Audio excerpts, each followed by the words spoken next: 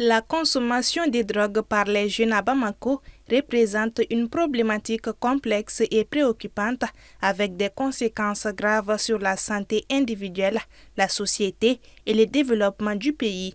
En novembre 2024, plus de 2000 candidats ont été recalés lors d'un recrutement dans l'armée à cause des résidus de drogue dans leur sang, selon des données de la DIRPA. L'âge d'initiation à la consommation est souvent précoce, parfois dès 14 à 18 ans, et l'usage atteint son pic chez les 18 et 25 ans.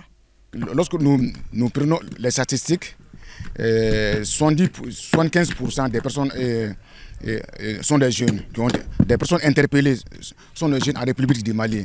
Et maintenant, parmi vraiment ces 75%, 25% sont des femmes. La drogue, pour certains, c'est d'abord une curiosité, une expérience entre amis. Mais pour beaucoup, c'est le début d'une longue descente.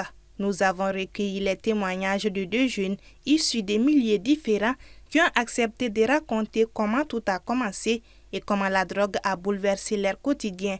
Leurs visages sont cachés, leurs voix modifiées, mais leurs histoires sont bien réelles.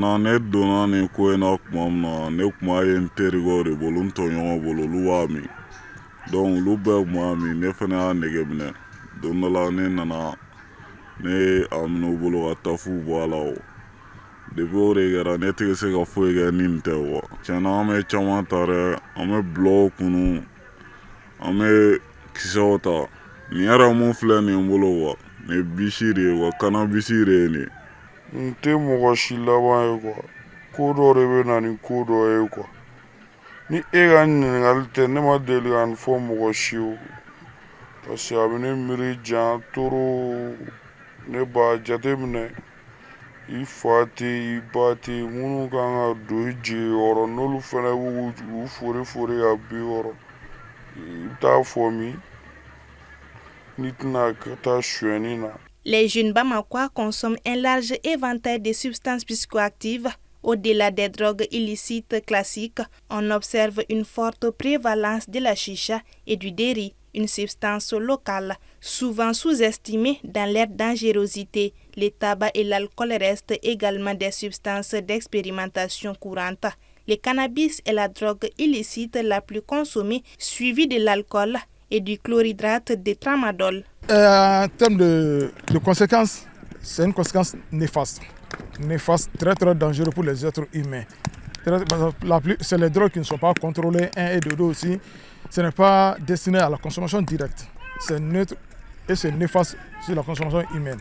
Pourquoi de plus en plus de jeunes basculent-ils dans la consommation de drogues à Bamako? Au-delà de la curiosité ou de l'influence des pairs, les réalités économiques et sociales pèsent lourd. Entre chômage massif, manque de perspectives et accès facile aux produits, le terrain est propice à la dérive, nous dit M. Dogoni, sociologue. Aujourd'hui, vous voyez que le Mali est un pays qui est très vaste et que l'État n'a pas les moyens nécessaires pour pouvoir contrôler les frontières. Et la morosité des frontières entraîne l'accès facile, provoque l'accès facile à tout type de drogue. Les gens peuvent entrer et sortir comme ils veulent et du coup l'accès devient de plus en plus facile. Donc ça c'est un facteur géographique qu'il faut tenir compte. Au-delà de cela, il y a aussi des facteurs économiques.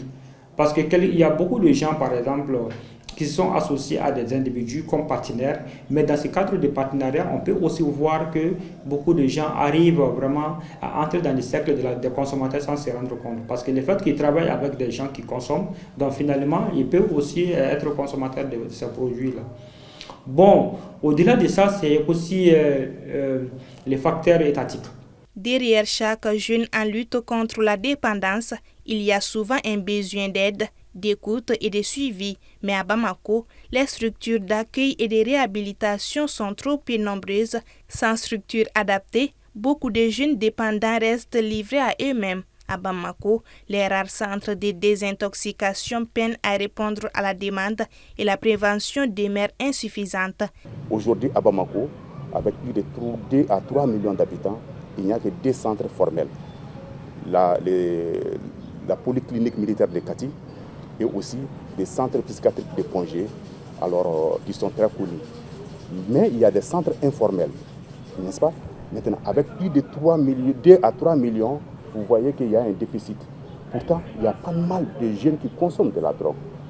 Plus vous consommez de la drogue, s'il n'y a pas de thérapie pour diminuer le nombre rentrant, l'effectif va gonfler de jour à jour. Nous n'avons pas de politique nationale de lutte contre les drogues.